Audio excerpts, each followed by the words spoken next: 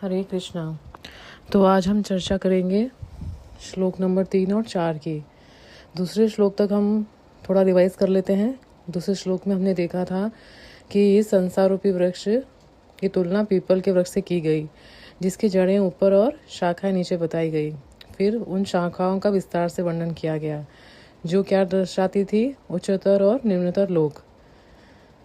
फिर इन शाखाओं का पोषण में देखा कि 3 गुणों से होता है, सत्वगुण, रजोगुण, तमोगुण। फिर हमने तीसरा देखा था कि इसकी टहनियाँ इंद्रिय विषय हैं और इंद्रियाँ अपने विषयों की ओर आकर्षित होती रहती है। और चौथा हमने देखा था कि इसकी उपजड़ें नीचे की ओर फैली हुई हैं। ये उपजड़ें जीव की वासनाएं हैं। ये वासनाएं कैसे उत्पन्न होती थी? राग और द्वेष से। मनुष्य जब किसी वस्तु के प्रति, हमने समझा था लास्ट क्लास में कि मनुष्य जब किसी वस्तु के प्रति आसक्त या घृणा करता है तो उससे क्या होता है? वासनाओं का निर्माण होता है। और फिर यही वासनाएं, यही जड़ें मनुष्य के दूसरे शरीर का कारण बनती है। अब हम देखेंगे श्लोक 3 और 4। न रूपमस्येह तथोपलभ्यते, नान्तो न चार्दिं च संप्रतिष्ठा, अश्वत्थमेनं सुविरूढमूलम् असङ्गशस्त्रेण दृढेन छित्त्वा, ततः पदं तत्परिमार्गित्वं, यस्मिन् गता न निवर्तन्ति भूयः, तमेव चाद्यं पुरुषं प्रपद्ये, यतः प्रवृत्तिः प्रसृता पुराणी। अनुवाद: इस वृक्ष का वास्तविक स्वरूप इस संसार में देखा नहीं जा सकता। कोई यह नहीं समझ सकता कि यह कहाँ समाप्त होता है, कहाँ से शुरू होता है, यहाँ इसकी नींव कहाँ है। परंतु दृढ़ निश्चय से इस प्रबल जड़ वाले वृक्ष को वैराग्य के शस्त्र से काट डालना चाहिए। उसके बाद उस स्थान की खोज करनी चाहिए जहाँ से जाकर कभी वापस न आना हो, और वहाँ उन परम पुरुषोत्तम भगवान के समस्त शरणागत होना चाहिए, जिनसे सब कुछ आरंभ हुआ है और जिनसे अनादिकाल से सब कुछ व्याप्त है। तो इस तरह से श्लोक नंबर 3 में भगवान हमको इस वृक्ष जो कि मनुष्य इसमें फंसा हुआ है काफ़ी जन्मों से, तो उससे निकलने का उपाय बता रहे हैं कि हम उससे कैसे निकल सकते हैं अब। और चौथे में भगवान बता रहे हैं कि जब हम फिर इस संसार से निकल जाएंगे तो फिर हमको क्या करना है। तो आइए समझते हैं विस्तार से।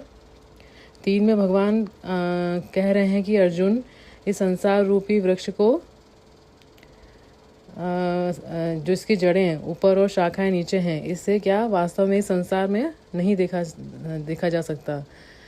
जीव क्या है? अनादिकाल से संसार रूपी वृक्ष में फंसा हुआ है, जिसका आदि न ज्ञात है और न अंत भी ज्ञात है। जो हमने देखा तीसरे श्लोक में।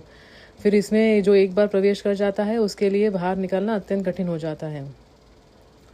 एग्जाम्पल से समझें तो जैसे कोई व्यक्ति किसी घने जंगल या भूल भुलैया में फंस जाए तो क्या होता है कि फिर उसको उसका जो स्टार्टिंग पॉइंट होता है, निकलने का जो जगह होता है, वो उसको नहीं पता होता है। तो ये संसार भी कुछ ऐसा ही है। तो जीव भी संसार में भूल भुलैया में आके फंस गया है, तो इसीलिए फिर बार बार जन्म मृत्यु में लगा हुआ है। पुनरपि जननम पुनरपि मरणम पुनरपि जननी जठरे शयनम।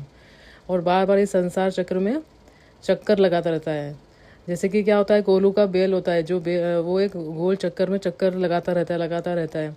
तो मनुष्य भी क्या करता है, कभी इस चक्र में, इसलिए संसार को क्या कहा गया है? चक्र। तो चक्र मतलब गोला, सर्कल, जिसमें कि वो घूमता रहता है। और कभी ऊपर की योनि में जाता है तो कभी निम्नतर लोकों में जाकर निम्न योनि का भोग करता है, और इधर ही फंसा रहता है। तो भगवान क्या कह रहे हैं कि जो जैसे कि इस वृक्ष को कोई समझ नहीं सकता, लेकिन भक्त समझ सकते हैं। जो भक्ति में आ चुके हैं वो समझ सकते हैं कि इसको क्या कर सकते हैं कि भगवान की भक्ति करके ही इस संसार से निकला जा सकता है। क्योंकि क्या कहते हैं कि कृष्ण भूलिया जीव भोग वांछा करे, पासते माया तारे चपटिया धरे। जब जीव कृष्ण को भूलकर क्या करता है, खुद को भोक्ता समझने लगता है और तो भगवान को भूल जाता है फिर वो, और फिर उसे माया पकड़ लेती है और इस संसार में बांध देती है। तो इस प्रकार जीव हर प्रकार की समस्याओं को झेलता रहता है और इस संसार में वासना के कारण बंधा रहता है। इस भवरूपी संसार में जीव सोचता है कि यहाँ पर वो क्यों मुझे, जैसे कि जन्म मृत्यु जरा व्याधि सबको ही होता है। तो जीव सोचता है कि मैं संसार में कैसे आ गया, क्यों मुझे कोई धोखा दे रहा है, क्यों कोई ईर्ष्या करता है मुझसे, क्यों मुझे बीमारियां होती हैं, क्यों बुढ़ापा होता है। और वास्तव में यहाँ पर कोई विश्वास करने योग्य नहीं है ना। किसी को कोई उसे धोखा देता है तो उसके अंदर भी किसी को धोखा देने की प्रवृत्ति होती है। वो अनुभव करता है कि इस संसार में कहाँ फंस गया, जहाँ ना तो शुद्ध वातावरण है, ना शुद्ध प्रेम है।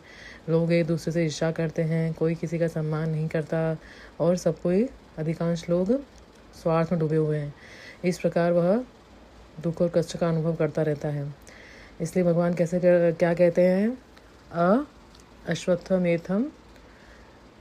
अश्वत्थमेनम सुवीर रूढ़ मूलम, कि कैसे निकलना है। जैसे कि हम इस प्रभुपाद जी बताते हैं कि ये जो जीव जो फंस गया है वो इसलिए फंस गया है। 2 कारण बताते हैं प्रभुपाद जी की। जीव की इंद्रिय विषयों के प्रति आसक्ति और भौतिक प्रकृति पर प्रभुत्व जमाने की इच्छा है। उसी कारण वो जीव फंसा रहता है और दिन भर वह फिर जीवन भर वह मेरा घर, मेरी पत्नी, मेरे बच्चे इत्यादि करता रहता है और वासनाओं में पढ़कर आसक्तियाँ उसके लगातार बढ़ती जाती है। इस प्रकार भगवान कहते हैं कि यदि इस वृक्ष को किसी साधारण अस्त्र से नहीं काटा जा सकता है, इसलिए कहा कि असंग शस्त्रेण। किस शस्त्र से काटेंगे? असंग मतलब हमको अनासक्ति रूपी शस्त्र से इसको काटना होगा। इसे हम इस प्रकार समझ सकते हैं, जैसे कि गुणों का संग किया और जीव बंधन में आ गया, संग किया। तो जैसे कि 13 चैप्टर में भी हम पढ़ते हैं ना, एक श्लोक आता है, कारणम गुण संगस्य। तो कि जीव गुण का संग करता है और वो बंध जाता है। तो वास्तव में जीव कहता तो है कि मैं माया में हूँ, मुझे गुणों ने पकड़ लिया है, पर वास्तविकता यह है कि माया ने हमको नहीं पकड़ा है। एक्चुअली जो जीव ने ही गुणों को संग किया है। तो अब उसको जैसा हम संग करते हैं वैसा ही हमें रंग चढ़ता है ना। जैसे कि वर्षा का पानी होता है, स्वभाव से वर्षा का पानी कैसा होता है? एकदम स्वच्छ होता है, निर्मल होता है। परंतु जब वह नीचे गिरता है जमीन पर, वहाँ मिट्टी होती है, तो वो कैसा देना लगता है? गंदा।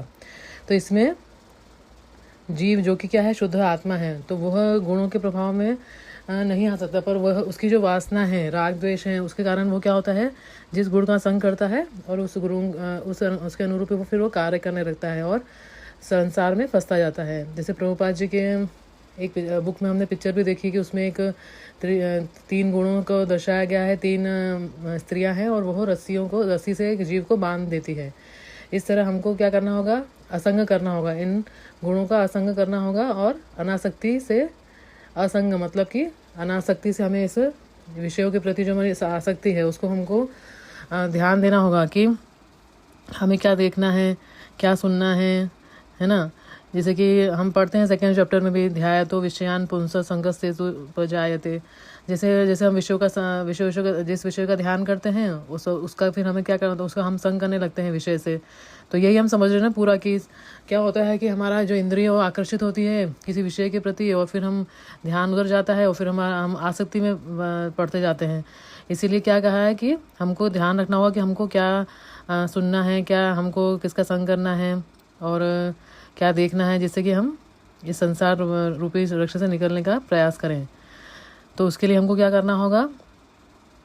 त्वद्विधि परिप्रातेन परिप्रश्नेन सेवया उपदर्शन्ति ते ज्ञानम ज्ञानिन तत्वदर्शिनः। इसलिए हमको क्या करना होगा? ऐसे साधु संतों का संग करना होगा जिन्होंने संसार के मोह से मुक्ति का मार्ग अपनाया है और उनसे हमको श्रवण करना होगा, उनके दिए गए नियमों का पालन करना होगा, उनका अनुसरण करना होगा। तभी हम इस संसार रूपी वृक्ष से बाहर निकल सकते हैं। इस तरह हमको क्या? कृष्ण को केंद्र में रखना होगा। जैसे प्रभुपाद जी कई बार उदाहरण देते हैं। एक उदाहरण ये देते हैं कि जो एक माँ होती है वह घर का सारा कार्य करती है और उसका ध्यान कहाँ रहता है? उसका ध्यान बच्चे पर ही रहता है कि वो कार्य करते करते ध्यान उसका बच्चे पर ही रहता है। और कभी हम पढ़ते हैं बुक्स में प्रभुपाद जी की एक महिला है, वो गांव में पानी लेकर आ रही है मटके में और उसके सर पे वो बैलेंस करके चलती है और साथ साथ में वो अपने बच्चे को भी पकड़ के चलती है, साथ साथ में बात भी करती है। तो इस तरह हमको ये कहने का तात्पर्य क्या है उदाहरण का, कि हमको भी सारे कार्य करने हैं। ऐसा नहीं है कि हमको कोई कार्य नहीं करना है, हमको संसार से एकदम निकल जाना है। क्योंकि वो क्या हो जाएगा, फिर फल्गु वैराग्य हो जाएगा कि हमको क्या होगा कि हम हमारा मन तो क्या रहेगा, संसार में ही रहेगा। तो हमको क्या करना है, उपाय क्या है कि हमको सारे कार्य भी करने हैं और कृष्ण को केंद्र में रखकर करना है। इस तरह फिर हम इस संसार से निकलने का प्रयास कर सकते हैं और हमारे अनर्थों से हम अनर्थों से हम छूट सकते हैं। फिर आगे भगवान क्या कहते हैं, चौथे श्लोक में क्या कहते हैं कि फिर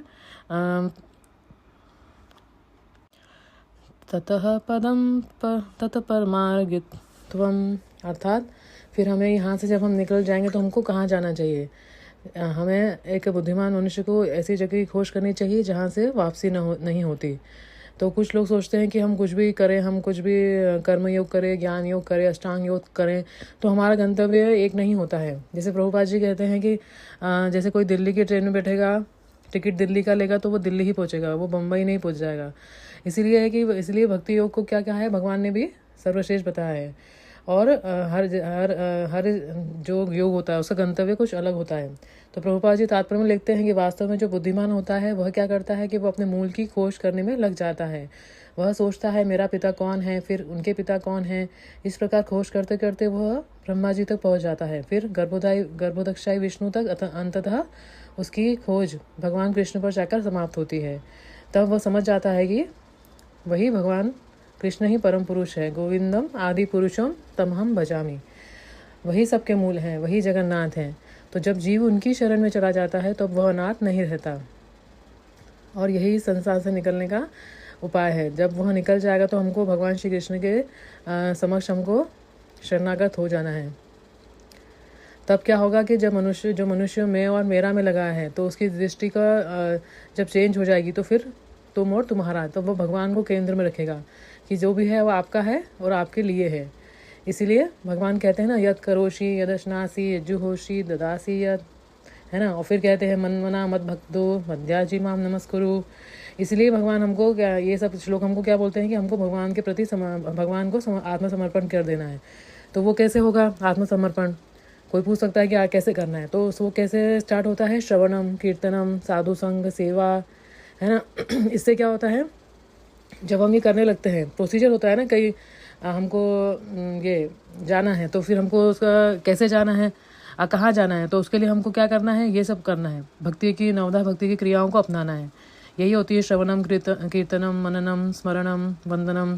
तो फिर ऐसे करके लास्ट में क्या होता है, आत्मा निवेदनम। तो इस प्रकार से जब भगवान के प्रति प्रीति बढ़ती है तो संसार से ऑटोमेटिकली क्या हो जाती है, आसक्ति कम होने लगती है और फिर भगवान के प्रति वह आसक्त हो जाता है। और इस तरह देह और संसार के प्रति मनुष्य का जो मोह है वो छूट जाता है। और फिर इस तरह क्या होता है, मनुष्य भगवान की सेवा के प्रति ही आसक्त हो जाता है। और इस तरह वह, जैसे श्रीमद् भागवतम में आता है श्लोक, वासुदेवे भगवती भक्ति योगः प्रयोजितः जनत्याशु वैराग्यम ज्ञानम च यद हेतुकम। अर्थात भगवान श्री कृष्ण की भक्ति करने से मनुष्य को शीघ्र ही ज्ञान और संसार से वैराग्य प्राप्त हो जाता है। तो यह कैसे होगा, ये हमने समझा कि आत्मसमर्पण करना है। तो हमको क्या करना है, भगवान के जो शुद्ध भक्त हैं, जैसे हमने समझा पहले कि उनका उनका अनुसरण करना है हमको। क्योंकि जब भगवान भी क्या कहते हैं कि वे जो भगवान के भक्तों की सेवा करता है भगवान उनसे प्रसन्न होते हैं। तो यही है कि कारण कि हमको क्या करना है, भगवान के प्रति शरणागत कैसे होंगे, जब हम उनके शुद्ध भक्तों के प्रति शरणागत होंगे और उनका अनुसरण करेंगे, उनके बताए गए नियमों का पालन करेंगे। जैसे 4 नियम हमको दिए गए इस्कॉन में, जब हम इस पालन करेंगे उसका शुद्ध भक्तों के गाइडेंस में, तो क्या होगा कि हम इस संसार रूपी वृक्ष को काट सकते हैं और भगवान के दिव्य धाम में पहुंचकर उनकी प्रेममयी भक्ति में हम सेवा में लग सकते हैं। तो इस प्रकार से तीसरे और चौथे श्लोक का यही अभिप्राय है। तो आशा करती हूँ आपको समझ आया है। हरे कृष्णा।